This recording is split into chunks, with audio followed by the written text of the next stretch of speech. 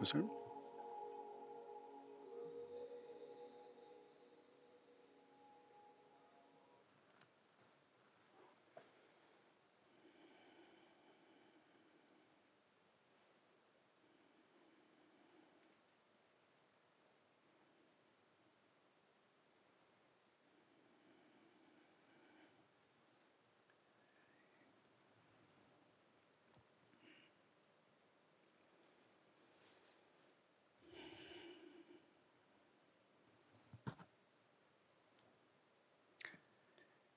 Today we're going to talk about what it means to be authentic. Right? We hear this word a lot in life, especially if you're doing yoga. This is a popular word. And even in your company, you use authentic. And from the perspective of yoga psychology, we're going to talk about this. And so if you have any questions as we're going along, feel free to interrupt me and we can have a discussion about it. Otherwise, you can hold it to the end, whatever you like. To begin with, though, we need to understand what is yoga psychology and what is this perspective that we're looking at, which is rather unique. And so the first question in yoga psychology is, who are you? Right? This is a question everyone asks themselves from different perspectives in different ways. And we ask this to ourselves unknowingly by the way we move through life, by the way we try to find joy or gratification. Because when we don't have the correct perspective, we create a life of suffering. And so, what is the correct perspective to eliminate the suffering and to understand the essence of who you are and what you're here to do? Right? And so, again, I ask this question, who are you? And what is the answer that comes to your mind? Is it this physical body? Is it the mind? Or is there something beyond this? Right? In yoga psychology, we say we are not the body, we are not the mind. And we are this consciousness which is illuminating this experience.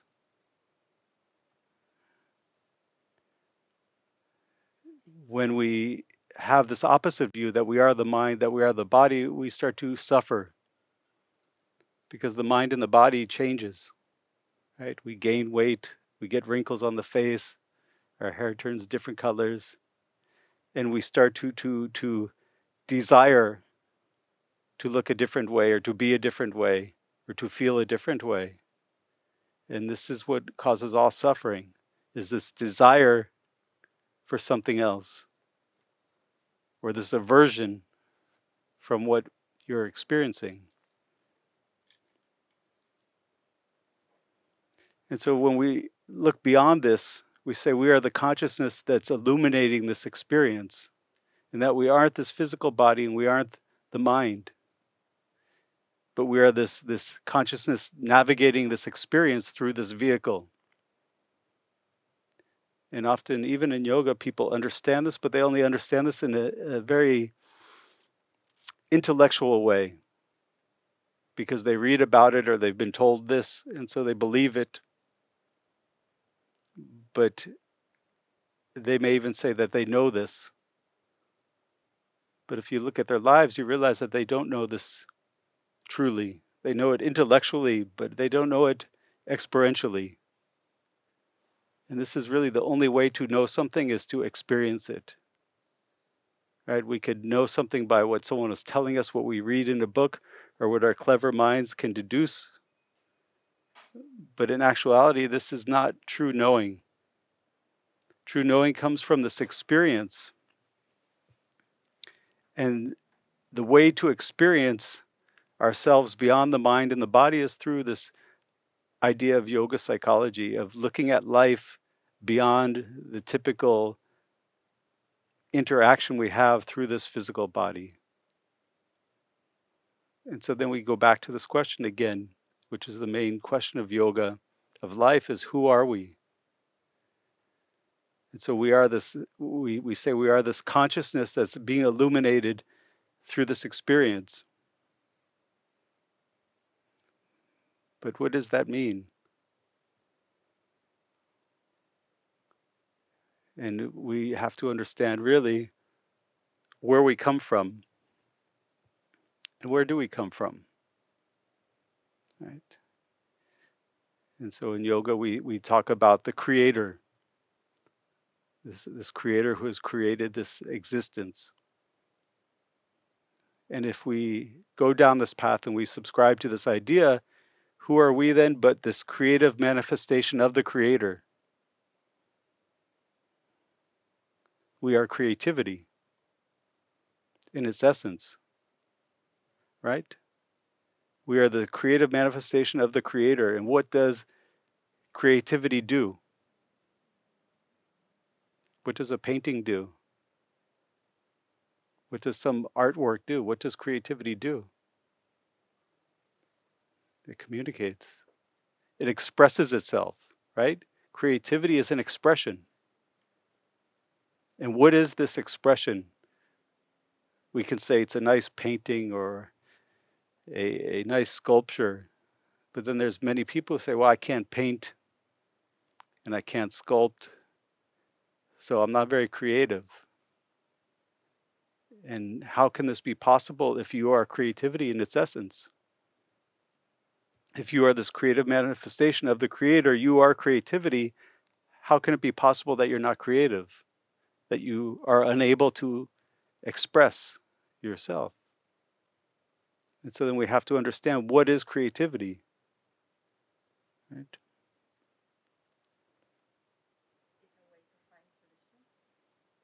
This is a use of creativity. But let's look at the essence of creativity. And we can look at this through an example. When you make dinner for someone, you said, I made this dinner with love, right? We have this expression in Spanish too, right? What does this mean? What does it mean when you made dinner for someone with love? And how does that differ than the times that you didn't make dinner with love?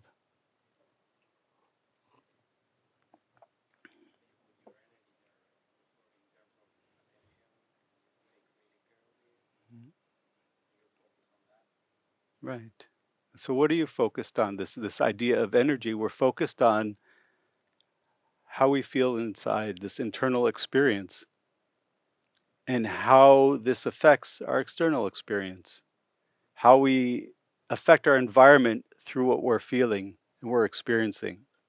And so when we're making dinner with love, we're thinking of how we feel about this person, how this person feels about us, and how this feeling is going to be represented in what we're doing. Right? And so we arrange the plate in a particular way, we put flowers on the table, we cut the vegetables in a certain way. Whatever we do this with the intention of, this is a representation of how I feel at this moment in relationship to this person. And so we're being present, we're fully engaged in what we're doing, and we're allowing this to dictate how we create our environment. And so this idea of love is this idea of creative expression, right? And so we can look at these two words, creativity and love, and there is no separation between these two words. They're exactly the same. And this idea of putting love into something is really the essence of this creativity. And so you can clean your house with love or with creativity, or you can paint a picture, or you can cook dinner, you can do anything this way. And so it's not what you're doing, it's not necessarily a painting or some form of artwork, but it's how you're doing it. Are you connected to how you feel? And is this being represented in your environment? Are you personalizing it to how you feel? And if you go through life this way, it's much more enjoyable. Because then we look at the times that we're making dinner without love. we're in a hurry, we're just hungry. Where's the mind? It's not present. It's thinking about all the things I have to do later today, the things I have to do tomorrow, what happened earlier in the day. And how enjoyable is this process? How enjoyable is the meal? And this is like trying to enjoy a party that you're not at because you're not present. And so, this idea of creativity, of love, is the idea of self expression.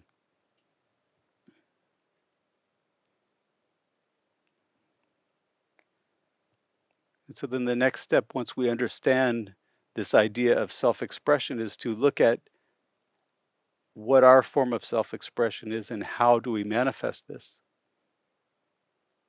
And this is what is difficult for most people because they don't understand the connection to themselves and to the world around them. And we see ourselves even more and more these days, we see ourselves separate from nature. We live in these buildings, we're looking into the computer, we're doing all these things, and we don't see ourselves as part of nature. We go and we see the animals, we see the grass, the trees, and we say, this is nature, but we see ourselves separate from it because this is our we can say our experience, but it's also really our perspective. And this perspective is affecting the experience. It's creating the separation and creating this lack of understanding of the purpose. Right? And so if we take this idea and look at nature and we say, what is the purpose of an apple tree?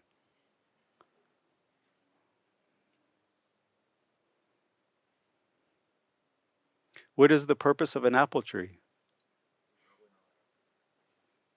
To grow apples, right? And the difference between most of nature, well, all of nature and humans has only one difference. That apple tree can't wake up one day and say, I don't feel like getting out of bed and I don't feel like performing. I'm just going to not grow any apples today. It can't do it. It can't go against its true nature. As long as it's getting the sun and nutrients, it can't go against its nature. However, humans, we can go against our nature. And this is what's causing all the suffering in your life, is going against your nature.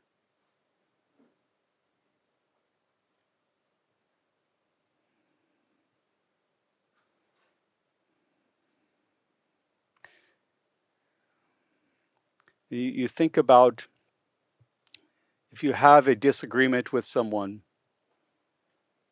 and you're trying to solve some conflict, and that person isn't listening to you and they're not understanding you, how do you feel?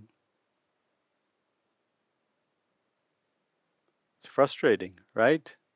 And so what do? You speak louder and you start to get angry and you start to yell. And this is a feeling of not being heard. And then the opposite, if this person is listening to you and they're getting everything you're saying, how does this feel? And so if we look at our interactions with life, what makes us feel good and what takes us away from this feeling is really being able to express ourselves and being heard, being connected. And so, again, going back to this idea that we are this creative manifestation of the Creator, we are creativity, and our idea is our purpose is to express ourselves. We have to find out how to express ourselves so that we are heard and so that we are in harmony with the nature around us, with the people around us.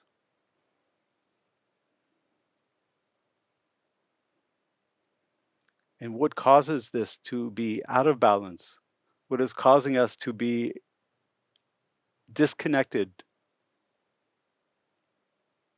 And we can say, well, it's my boss is not so good, or this government is terrible, or the place I live isn't working so well for me, or my partner is not getting along well.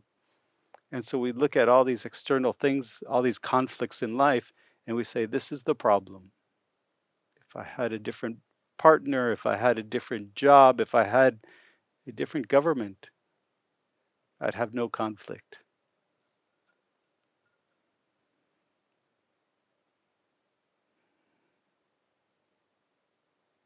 But we don't understand that all this conflict that you're having with yourself begins with the self. This is the resistance to your expression. Right? And so going back for a moment to this idea of expression, it's this individual purpose that everyone has. We have a collective purpose and we have an individual purpose.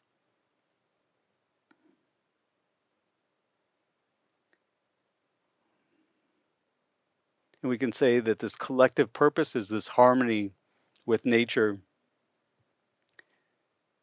and also to find this meaning of life, to find the truth, to find our connection to God, to this consciousness, to the supreme consciousness, whatever you'd like to call it.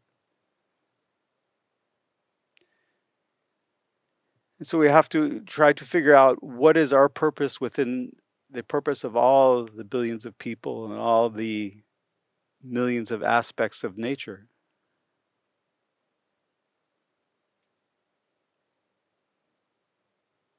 And we think it's kind of strange that one person can have its own purpose and another person its own purpose. We don't understand how this is possible.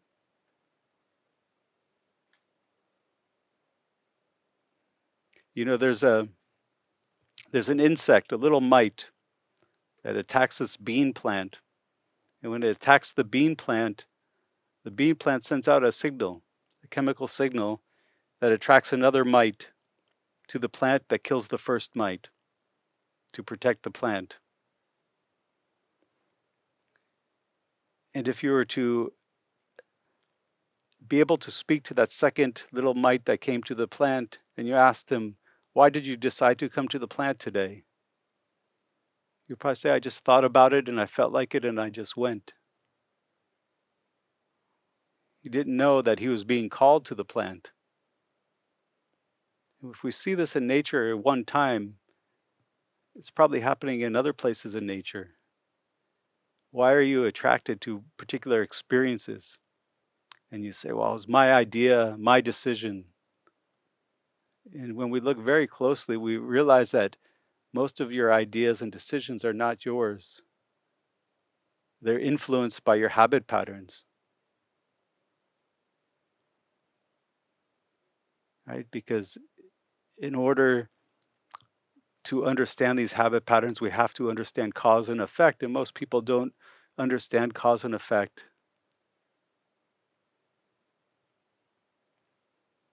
And so if we go back to this idea of what it means to be authentic, and we understand how this instrument, the body and the mind, work together to guide us to this purpose of being authentic. So often people say that you can't judge someone based on the way they look, right? We hear this, you shouldn't judge someone based on the way they look, and that you can't judge someone based on the way they look, but this is untrue. You are exactly the way you look. Right? Everyone is exactly the way they look. The problem is that when you look at someone and you try to understand how they are based on the way they look, is you project your own psychology onto them. And so you don't see them accurately. It's corrupted by your own views, your own experiences. But if you're able to take away all these projections, it's very easy to see who people are because you are the physical manifestation of your psychology, right? The body is the vehicle that's manifested from your psychology. This is where all illness begins. All disease begins in the mind, right?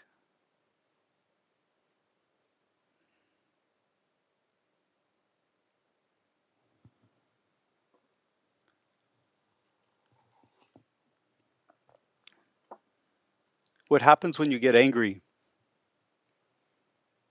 and someone says something that you react to? Someone says, "Oh, I don't like the way your clothes look, or you're fat." What happens when you get angry? What happens to the body? What's happening to the physical body when you get angry? How's your breath? Is it the same? No. How's it change? How's the heartbeat? Why?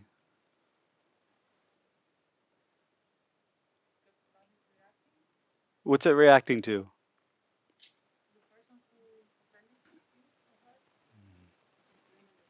I'm sorry? The adrenaline. Right. So first we have to understand through the perspective again of yoga psychology how the body functions. Just a very basic understanding is that there's a life force that goes throughout the body and it animates the body. We call this life force prana, right? Everything that's alive has this. When you eat food like vegetables, it has lots of prana.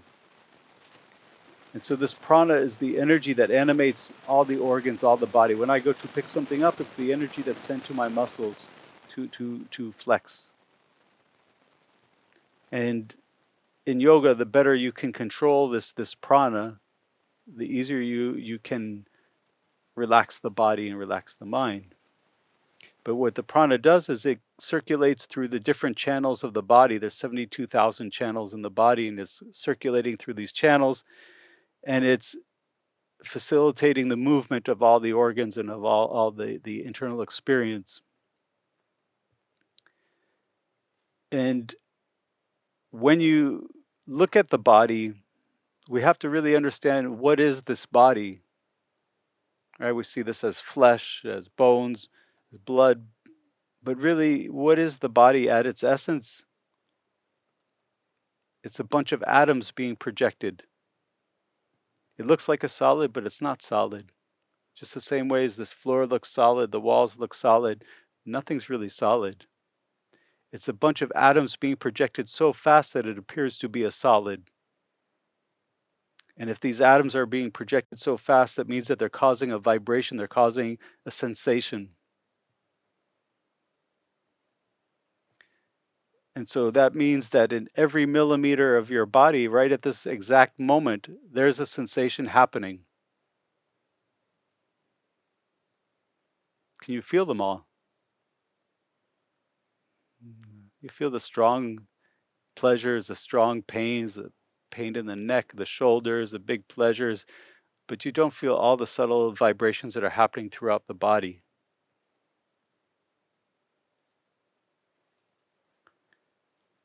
We've put a name to many of these sensations. We call them emotions, but really they're just feelings, just vibration, just feelings. And each feeling, each emotion is associated with a different aspect of the body. So, for example, anger is associated with this area of the body, the heart center. And so, when we start to get angry, this psychology, this mindset creates this sensation in the body of anger. And this sensation is a vibration that happens in this area, and it's a very dense vibration compared to the vibration of prana that flows through the body. And so it inhibits the prana from going to your heart and to your lungs. And so this vibration of anger is restricting the capacity of your lungs to expand, and it's restricting the flow of blood from your heart because it's not pumping properly. And so this is why the breath in the heart beat changes. And so then we have to ask, who is the victim of your anger? right? Who's it affecting? It's harming yourself. And so what happens when you get angry? For some people, there's a reaction, right? So they feel the sensation, they react. Every time I get angry, I yell at this person, or I throw something, or I hit someone, or I, whatever it is, or I go in and be alone, whatever it is. There's some reaction, some behavioral reaction to this feeling.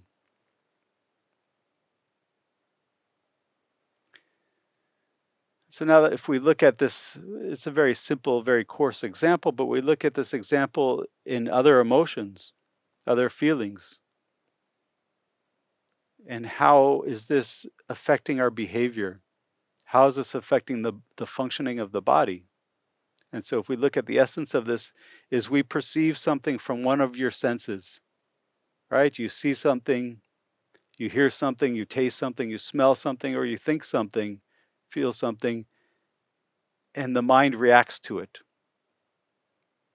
It reacts and says, I like this, or it reacts and says, I don't like this. And it creates a feeling, a reaction, an emotion. And this emotion resides somewhere in the framework of the body. And then the body reacts with a behavior.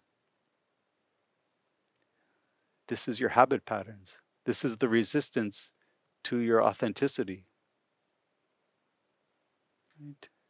And these happen on so many levels, most of them being very unconscious that you don't even recognize it's happening. You don't feel the sensation, but your body and your mind are reacting to it. Right? Why can't you sit still? Why do you move when there's no reason to move? Have you tried to meditate and you can't sit still? Why is that? Or even just sitting and talking without moving your hands, without tapping your foot. Why are you doing this?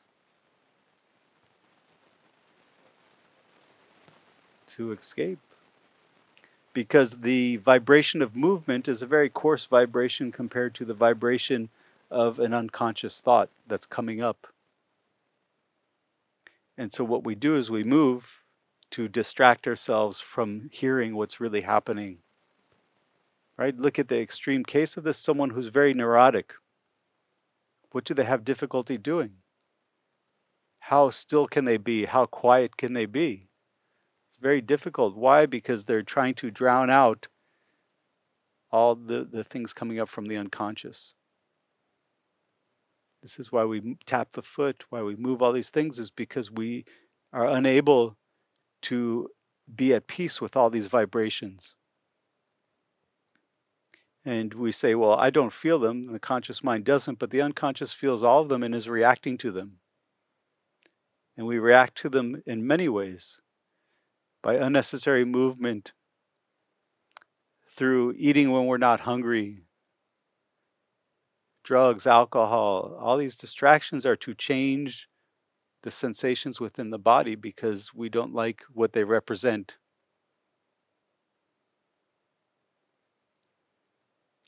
Right?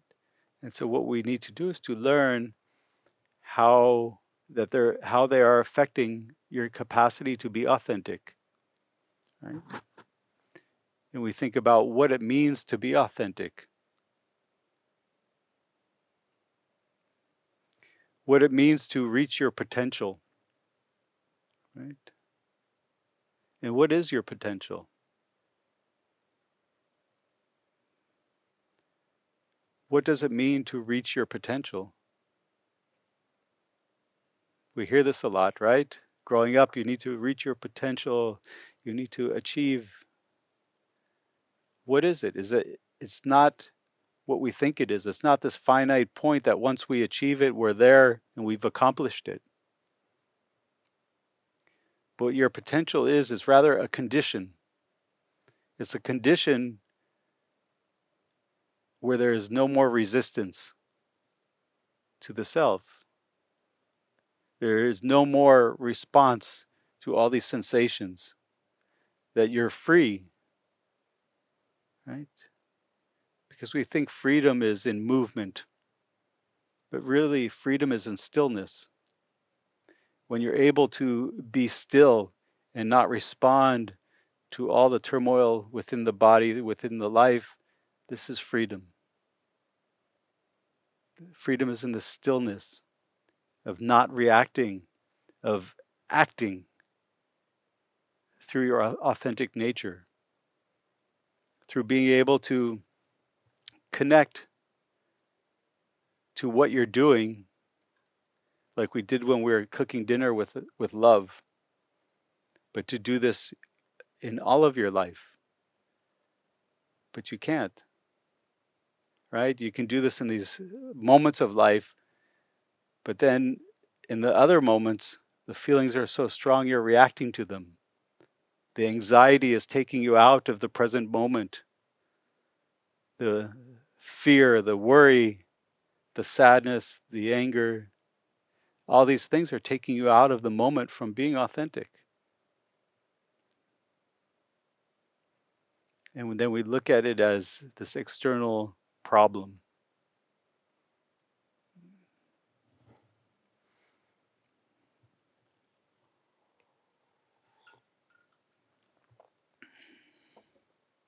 And this is how we create this life of disease, of suffering, right? Going back to this example of the anger. So the anger goes away after an hour, a day, a week, whatever it is for you. And a little residual imprint of this emotion stays here. And if this is a habitual pattern for you, this will stay there longer and longer, and it'll start to affect the operation of the heart and of the lungs and eventually the liver. So if you continue this habit pattern, this is where disease comes from, heart disease, where difficulties with the lungs and with liver trouble. And so this is how you're creating the illness in your body, is by not taking care of what's really happening in the psychology, in this reaction. And so this physical manifestation of it is telling you that you need to look at this because you're not looking at it. And if you avoid it, this is where this comes from. And so we can heal ourselves before it begins. To understand, I can feel this anger, I can feel what it's doing to me, and I can see that my reaction to life is perpetuating it. Because you don't realize that these behaviors, these reactions, are what's keeping you tied to your karma. This is what's keeping you tied to these habit patterns. Is your resistance to them is what's keeping you tied to them. Right? We have an experience where we feel disconnected from people. We feel they don't understand us. And so what do? Is we say, I'm going to just be alone then. We withdraw from our group of friends, or we withdraw from people at work. And this reaction to this feeling, is it going to bring you closer to people? No, it's doing what you don't want to happen. It's making it happen. Because you don't want to feel disconnected, but you're feeling disconnected. And so your punishment to the other people is, I'm going to withdraw. Your punishment to yourself is, I'm going to withdraw. And now you're perpetuating this issue. And this is how all your karma continues, is by your reaction to it, your resistance to it, instead of accepting it and say, I'm not going to react to it. I'm going to be present and I'm not going to react. But this is very difficult because these feelings sometimes are very strong. And why are these feelings so strong? Right? And what are the roles of what we call emotions or feeling? What is the purpose of them? This we don't understand. We think it's just a burden, something we can take away with some pills or some drugs or something like this. But what is the purpose of these emotions?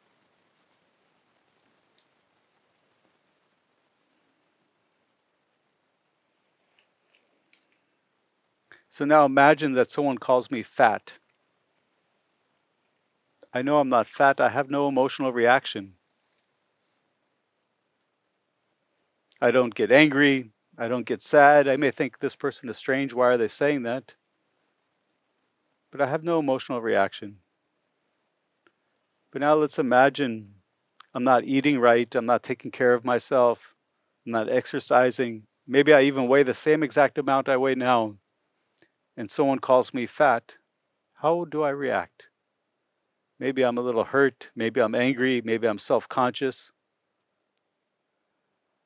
The question is, why in one instance it has no effect on me and the other it does?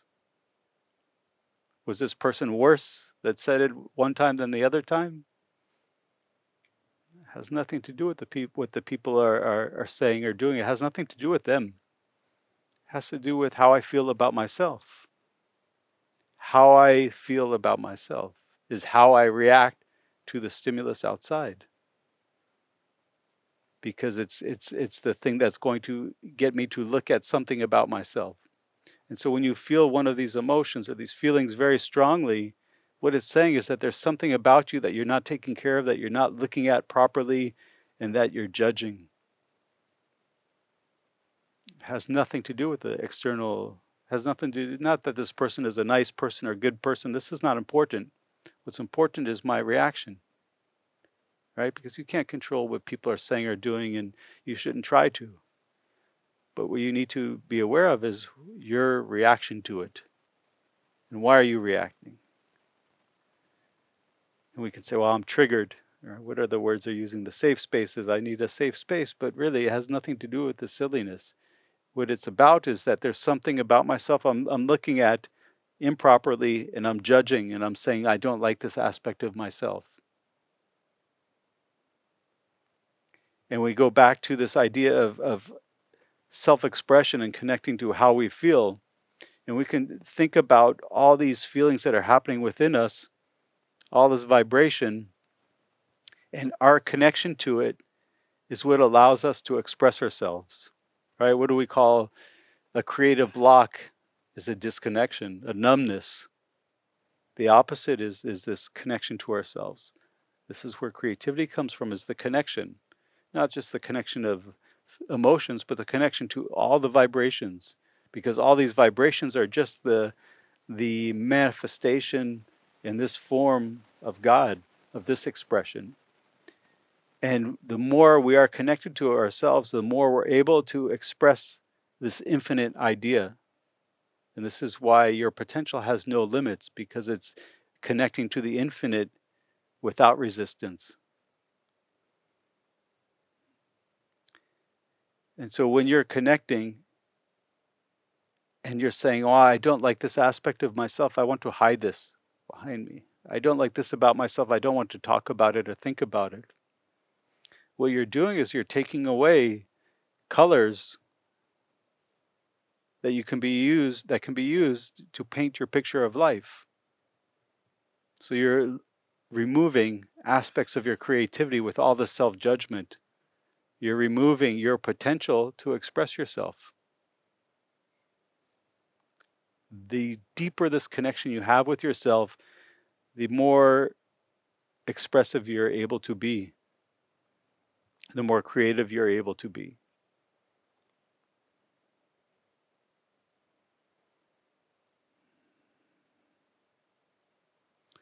And so this idea that you react to these things is a way to look at yourself, to see that there's something that's not working with the way you're perceiving yourself.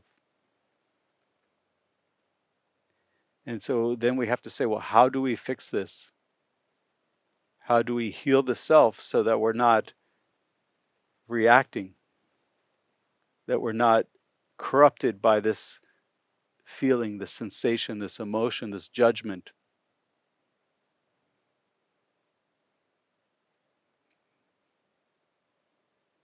What's the opposite of judgment? Right? It's acceptance.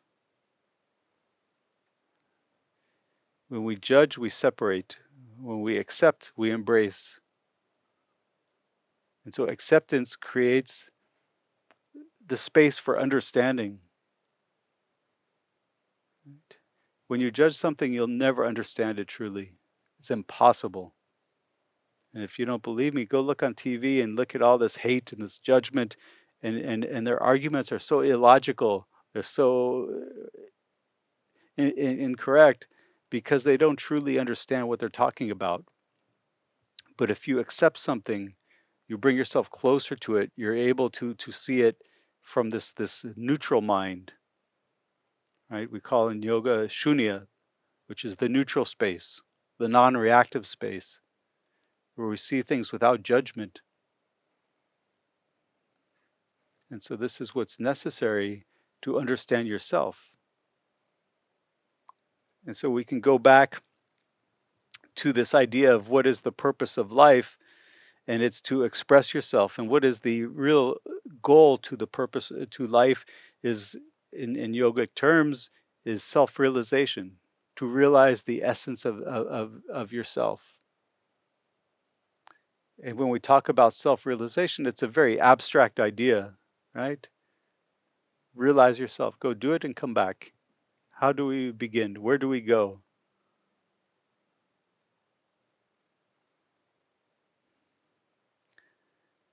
But if we understand self-expression is the path to self-realization,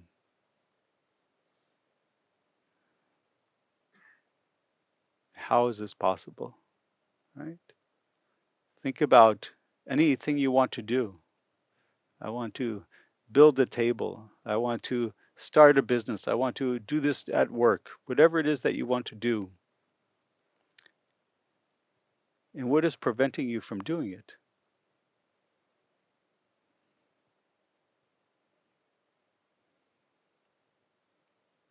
What is preventing you?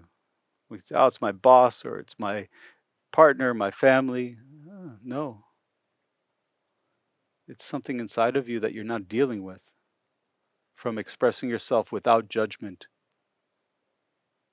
And so this whole process of self-expression is really the process to self-realization, because to continue down this path, you have to remove the resistance to your self-expression.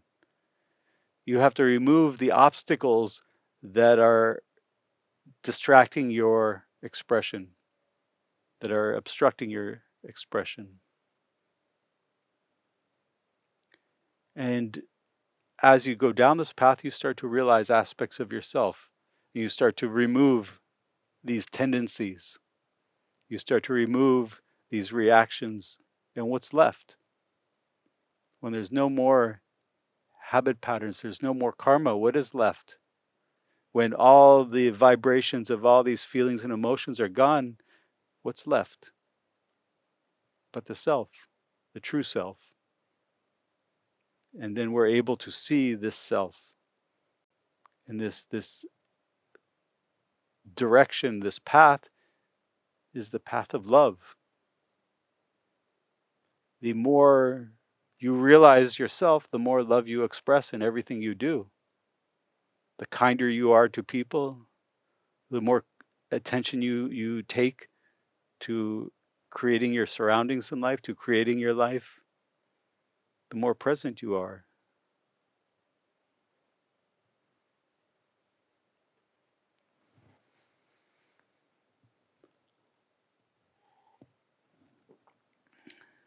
And while words are just close approximations of experience, it's important to articulate the experience as precise as possible to truly understand it.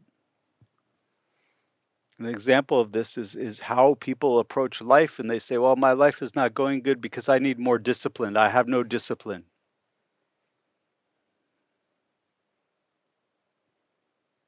But what is discipline? What does it mean to take this approach?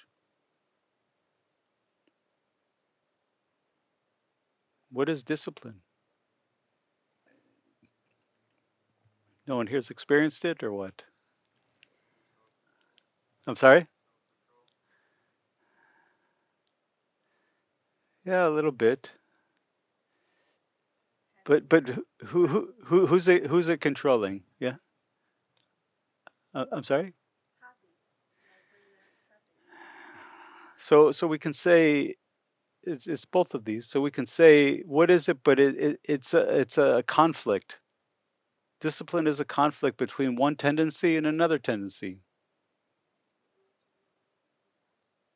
So again, louder.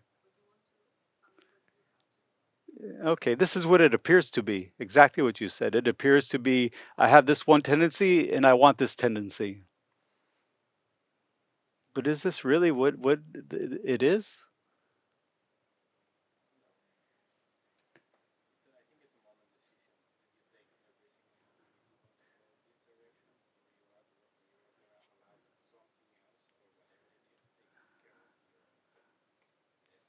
Yeah.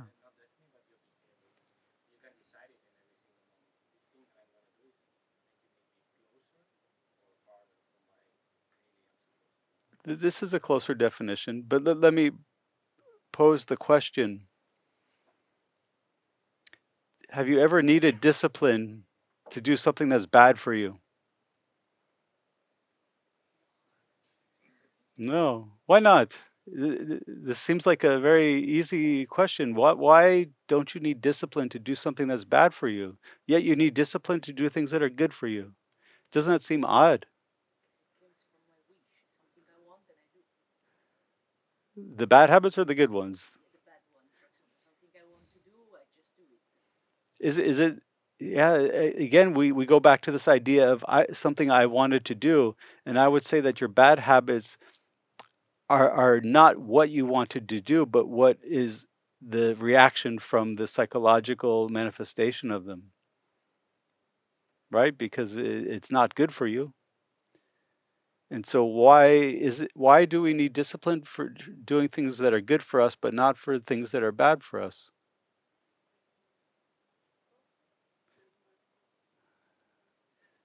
Yeah. Because the battle for discipline is really not a battle between one tendency of wanting to do one thing and a tendency to do something else. The real battle is the battle of love, of self-love. That's all it is. Has nothing to do with anything else. Because if it didn't, you would need discipline to do at least one bad thing in your life, but yet you don't. It comes very easy. And when does it come the easiest? Is when you're not feeling good about yourself, right? When are we harming ourselves the most? When you feel good or when you feel bad? When you feel bad, right? Something happens and we feel very emotional, so we try to distract ourselves through eating when we're not hungry, or drugs, alcohol, television, sleeping, whatever the thing may be,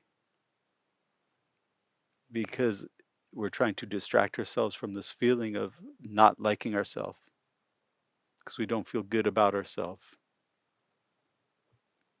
And so discipline is really a proxy fight for self love. And also, for you don't need discipline if you love yourself and if you understand cause and effect, right? If I told you, if you're walking down the sidewalk and every time you step off the sidewalk, you will get an electric shock that will be very painful. How much discipline do you need to not step off the sidewalk? None. Because you immediately feel the effect. So that cause and effect, and also because you say, "Oh, I love myself. I don't want to harm myself." There are some people who say, "I'll try it to see how it feels," because they're not so happy with themselves. But we can visually and instantly see cause and effect.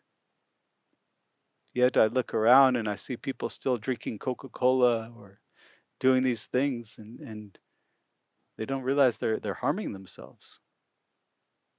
And so either they lack understanding or they lack the capacity to see cause and effect. Right? And we can look at the simple example of drinking a Coca-Cola. There's not one health benefit from drinking it. Nothing. Not one nutrient quality, nutritional quality in drinking it. In fact, it has the opposite, right? Diabetes. Not to mention, there's literally poison in the stuff, or chemicals in the stuff that is poisoning your body. And if you're drinking it, one, you don't see the cause and effect, because there now we have the internet. We understand that this is harmful. But because you're living in a particular way, you can't feel the effects. If you stop drinking it for a month and have one glass, you'll see the effects, because your body will be clean. You'll say, wow. And then if you say, wow, I love myself, why am I harming myself?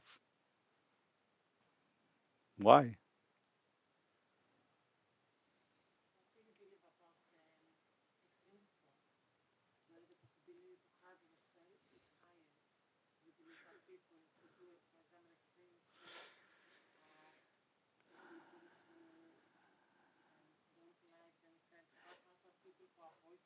Oh, not necessarily. I think this is a different case, and it's a case by case basis. I would have to see the sport. If it's someone who's just running their head into a wall to see what happens, I would say, and you see people, there's TV shows doing this, right? What? Yeah. You think, and if you investigate those people, you see the addiction in their life, and you see the self-hatred. But the sporting, this is a little more complex, because we're talking about, maybe there's some technique, maybe there's something deeper than this. So it's hard to put a blanket statement on that. But if we look at our lives, and we look at how we're interacting with our life, and we see if we're harming ourselves, what we're saying is, I'm not happy with the way I feel. And the cleaner your life is, the more you will notice when you introduce something that isn't so healthy. And they've done studies in the New York school system. They gave the children a standardized test. Then they took out all the preservatives and the food colorings from the school food for 3 months. I think it was 3 months. And they retook the test, and their scores went up 26%. And we have to understand what we're doing to ourselves, how we're harming ourselves. And we have to look at this in a very truthful way. And I'm not saying that everything is good or bad, but when it's harming yourself, it's taking away from your capacity to be present, from your capacity to express yourself, from your capacity to feel the truth, this true vibration within. Then this is causing suffering. And it doesn't have to be any external any external cause or thing, anything tangible. It could be just a thought, and you're making yourself suffer through thinking. Right? Think about this. You have a disagreement with your partner, an argument with a friend or a coworker or whatever it is. The rest of the day, you're replaying this argument in your mind. And you're saying, oh, I should have said this when they said that. Next time when I say this, I'm going to say that, and I'll show them that they were wrong and I'm right. And we do this for how long? For all day, for an hour, for weeks. Next time I'm never talking to this person again, but next time I get in this confrontation, I will say this and I'll say that. What is this madness? Why are we thinking this? What is it doing for us? What is the purpose of it? And it's just like a drug. Right? You had some disagreement or some conflict or confrontation with someone, and you felt that they got best of you. You feel weak because you feel they got the upper hand. And so you're replaying this argument in your mind to make yourself feel better physically, because it's releasing chemicals into the body. The same thing with imagining of not at work, I'm at the beach, and all this is releasing these chemicals within the body to make you feel differently. This is an addiction, right? It's an addiction that everyone has. How many of these conversations are you playing in your mind, and what are you addicted to? But the sensation that they're creating, because you just can't let it go and accept this is just what happened. but your ego won't let you because, oh, how can this person get the best of me, and I'm smarter than them, and they just don't know it, and I was unable to say it because I wasn't prepared, and all these excuses and all these things to change the way you're feeling. You don't need to add any external Coca-Cola or anything. This, you're harming your body. You're playing games with these chemicals, with the vibration, trying to change the way this vibration is happening, instead of just having a quiet mind. And so you're creating all this. Yeah, because I think also the mind play this game to try to accept something to you really don't accept. All right. Like something do something for me and this hurts me, and internally I say no, I have to accept. I have to accept. No, but really I don't accept, and I don't know if I repress this Mm-hmm. emotion in me. No, Right. and sometimes how to recognize when I repress this emotion or I really accept this situation. No, Yeah. Well, this is the question of learning to tune yourself into what am I reacting, and how is this what we're talking about is free will. How do we know when we're experiencing free will, and what is free will? And this is another concept that most people don't truly understand, because there's some people say free will is whatever you decide with your mind, right? Someone here said, "Oh, I made this earlier said I made this decision. It's my decision."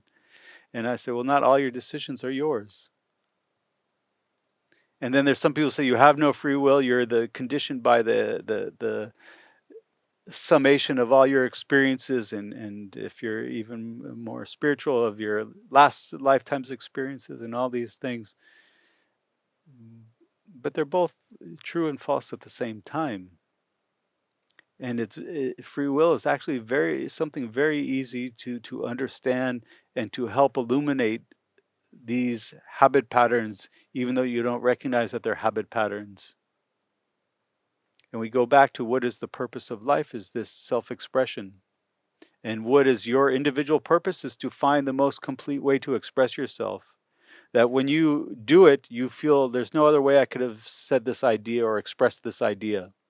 Right? If I draw a picture, I'm okay, I can draw it, but when I'm done, I look at it and I say, yeah, it's not everything I was feeling. There's more I was feeling that I couldn't express in this form of expression. But when I write or when I speak and I'm done, I feel, no, there's no other way I could have expressed this idea. I feel complete. And for everyone, this is different. It's a different uh, it's different qualities that they have. It's a different experience. For some people, it could be being a teacher. Some people, it could be being a cook, or it could be just being a janitor. It's not what you do, but it's how you do it, using certain qualities that are very well learned from you in past lives. And when you express these qualities without resistance, you feel complete. And so this is the purpose of life, is to learn what these qualities are and get closer to expressing them.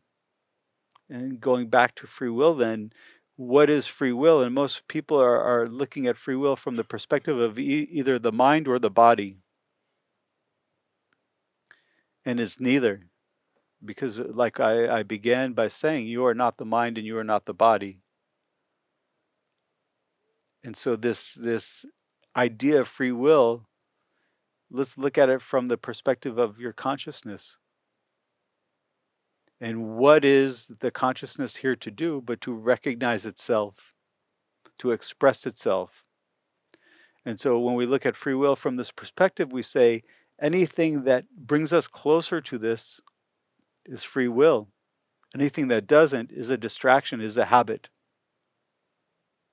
And this is the other idea in Buddhism. We say emptiness, that nothing has value but the value you give to it. And so we can say, okay, there's nothing wrong with going out at night and going dancing with your friends and enjoying your life.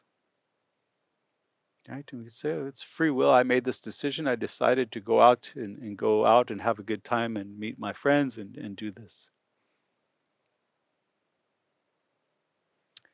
And we can say, well, is this bringing you closer to your purpose? Well, we can say, yeah, I'm learning how to connect on a deeper level with my friends. Maybe I'm getting some physical energy to connect to my body. I'm doing some things that are healthy for myself. Relaxing the mind because it's so stressed at work and life. But now let's say that I'm doing this every day.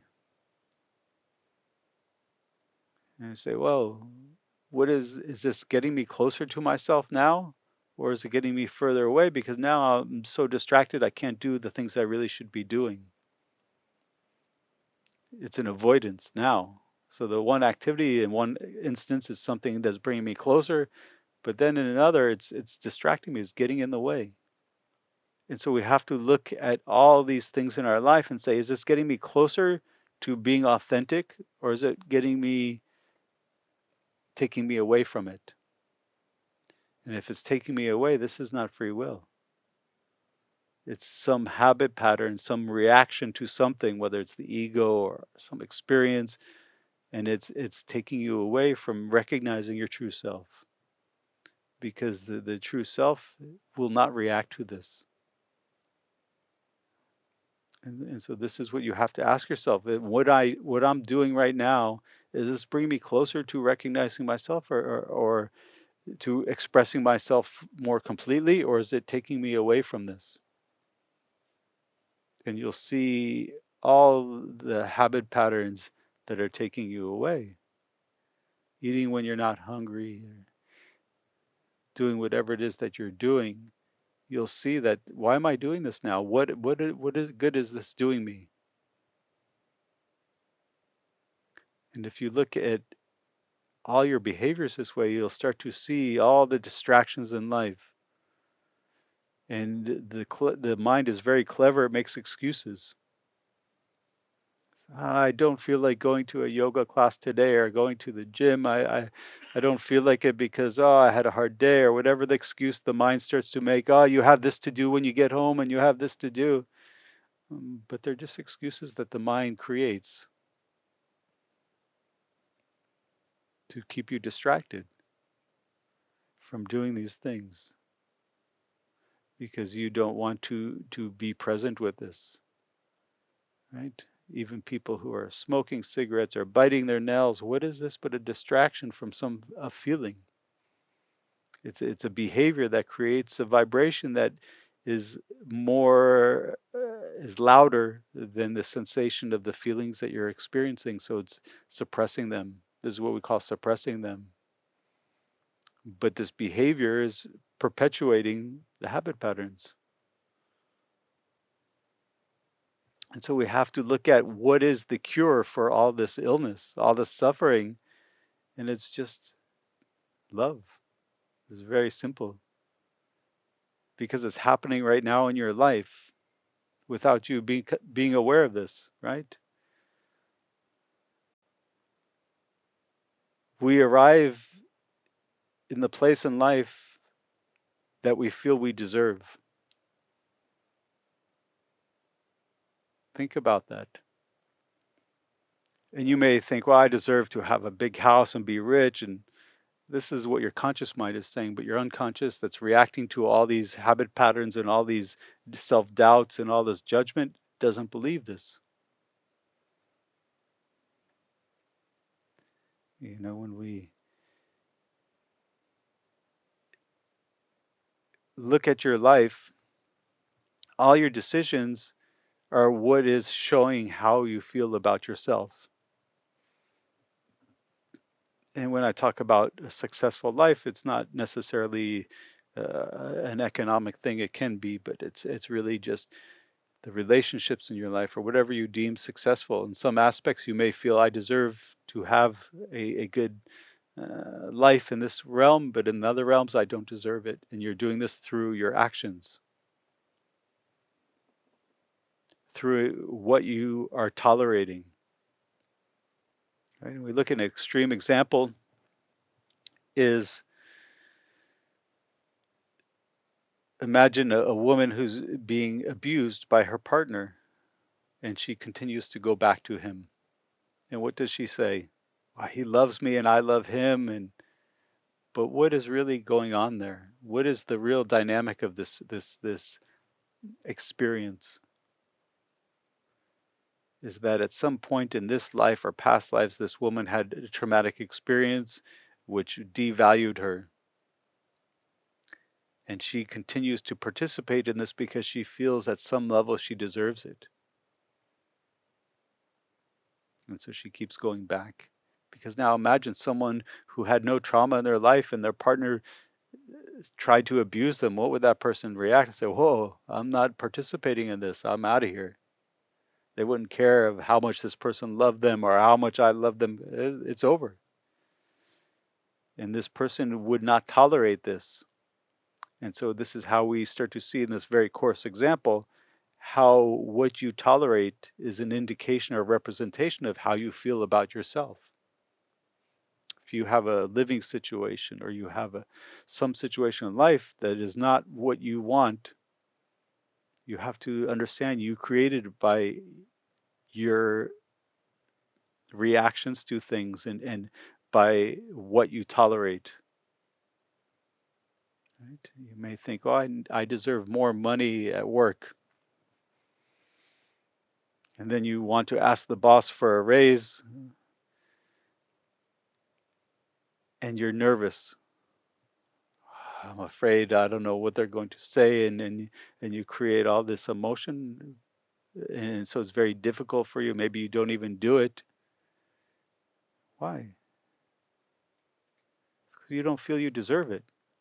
If you felt you deserved more money, you would go in there confidently and you'd say, "Listen, I'm not being paid adequately for my services, and it's okay if you don't pay it because I deserve it. It'll be easy for me to find somewhere else."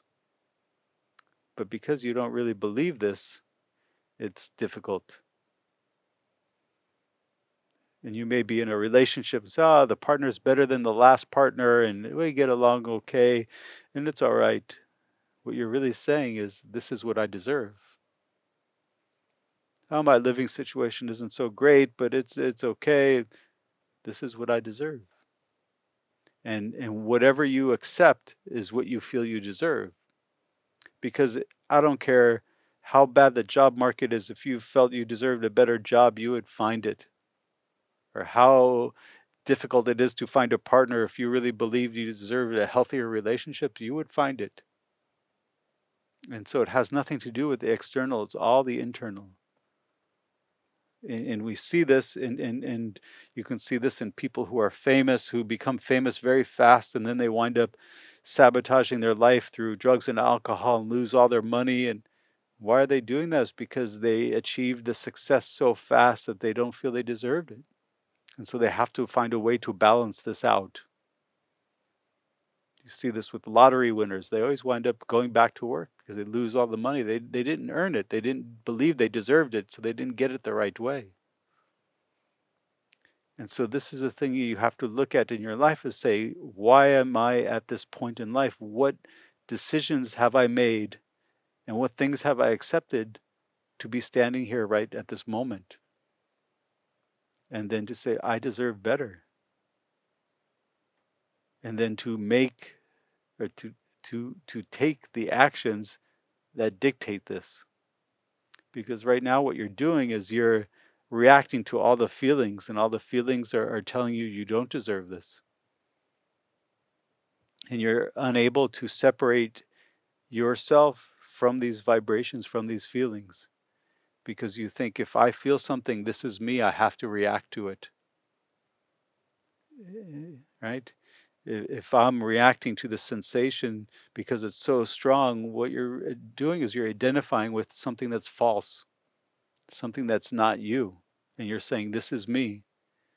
And you may say, "Oh, I'm not my mind and I'm not my body," but you're reacting to the body, you're reacting to the mind. You don't really understand this. And this is what's creating the suffering, is this reaction to it. And so you keep reacting, and you accept, and you make choices. And these choices are what is influencing your entire life. And this is the thing about self-realization, is to recognize these and then remove this resistance.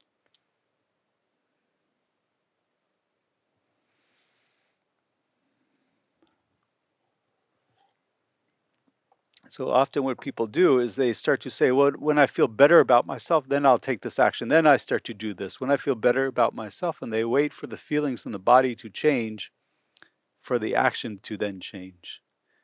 And it doesn't work this way. And so what is necessary is to change the behavior, and this will change the feelings.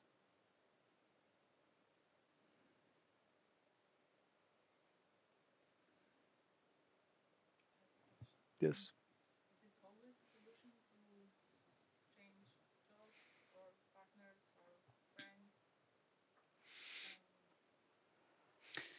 Well, I mean, without knowing the information about your experience, or someone's particular experience, it's hard to say.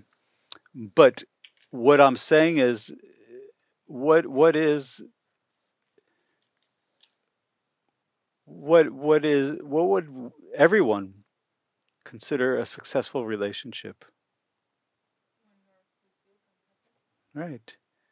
And so what I would say is, I'm not saying that anyone should leave the relationship or stay in the relationship. What I'm saying is there a way to make this relationship? And if not, then you need to leave.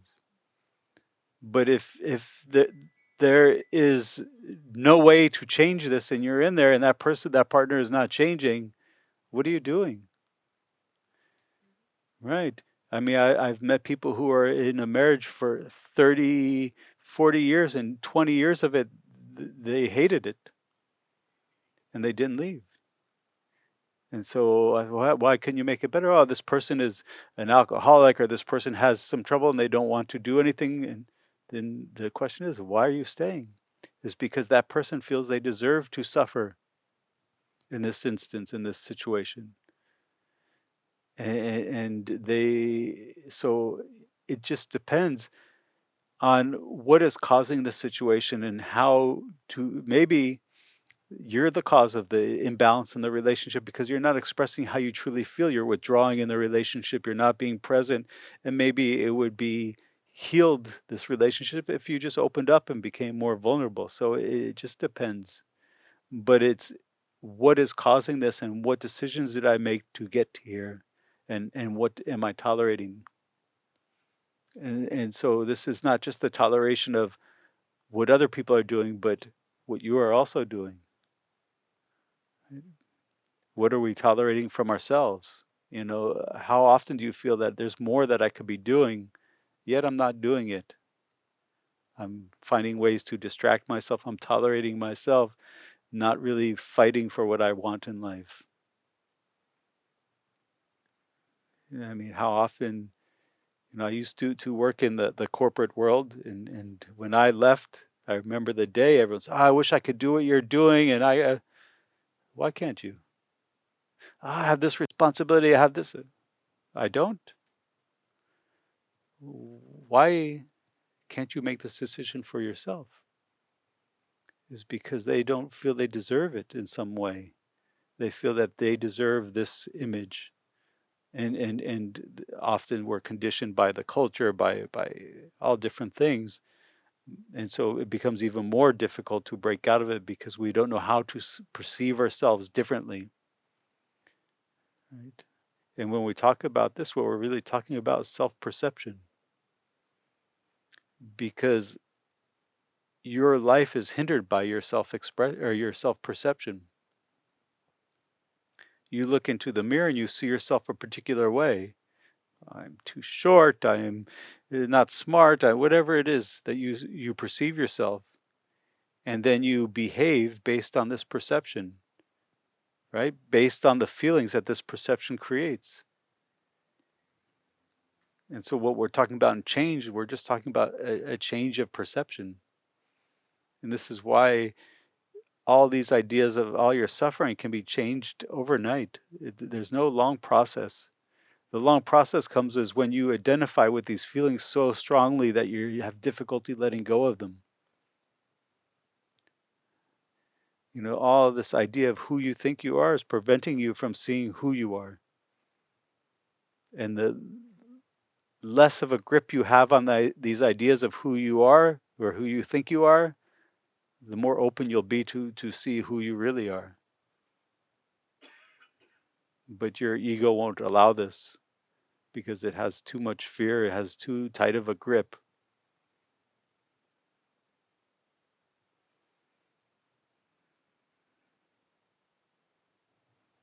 How can we find out who we really are?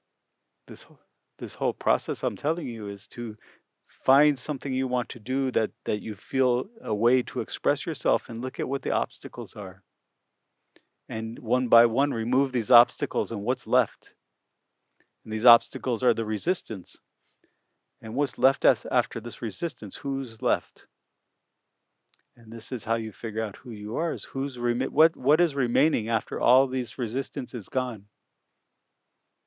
And step by step you start to recognize more things about yourself because you remove a little aspect of the resistance. And it's also, we start to think that, okay, when I do this activity I have this problem, when I do this activity in this relationship I have this problem, but it's untrue again, because how you do one thing is how you do everything. And once you master one thing, you'll see everything becomes very much easier. And so the way to realize the self is to continue to remove the resistance. I imagine, maybe I'm wrong, but I imagine this resistance like a judgment. I try to be the person I would like to be, and I feel judged by any work, family, or whatever. What if then I arrive at the point that Hmm. I want to find my true self, and I don't care anymore about the judgment, and I became this kind of I don't feel anything because I want to pursue this state, this quietness, and then I don't care about anything else because it's only me. Yeah, well, the first thing is when you're saying that the people are judging you, this is not where the problem begins. The problem begins with self judgment. How people judge you has nothing to do with you. Just like when I give the example of when someone calls me fat, I have no emotional reaction. I don't change my behavior. I just think it's strange that they're saying this. But if I'm not taking care of myself, I weigh the same amount, they call me fat, I have a reaction. And so, what is the reaction but my self judgment? And so, all judgment begins with the self. It has nothing to do with the external. The external is just the mirror to show back what's happening within. So then your judgment is going to be the only one who counts, that still have to count for you. If I think I'm doing the right thing and I judge myself in this way, like, okay, it's okay, I feel good. Hmm. Yeah. Usually, Why does someone else's judgment affect you? no, that's the case. When you reach the point that Hmm. you don't care about what people say because you say, I know I can be happy in this way. I feel all right. Like the example you did, is you're fat. I feel I'm all right. I accept this, Hmm. and then I don't care about people judgment. Yeah. Well, the way you're phrasing it, the one thing that I would caution to is it's not as much of caring about other people's judgment as it is understanding your own judgment. Because I can live in a very calloused way and also a very disconnected way and say whatever anyone says, I don't care. And we see this all the time, but yet the people are reacting to it in different ways. So this isn't really the solution. Is not about not feeling what people are saying about the judgment. The solution is to see what you're feeling and why you're feeling it, and not to react to it. And so this is the part of breaking this habit pattern, is Imagine you have to give a speech in front of a group of people and you have fear, right? Because you feel I'm going to be judged or whatever you want to, but you have fear of getting up there, and you can do one of two things. You can say, this fear is so strong, I'm running away. And then the next time you have to give a speech, it becomes even more difficult because now you've identified with this fear, and with when I get afraid, I run away.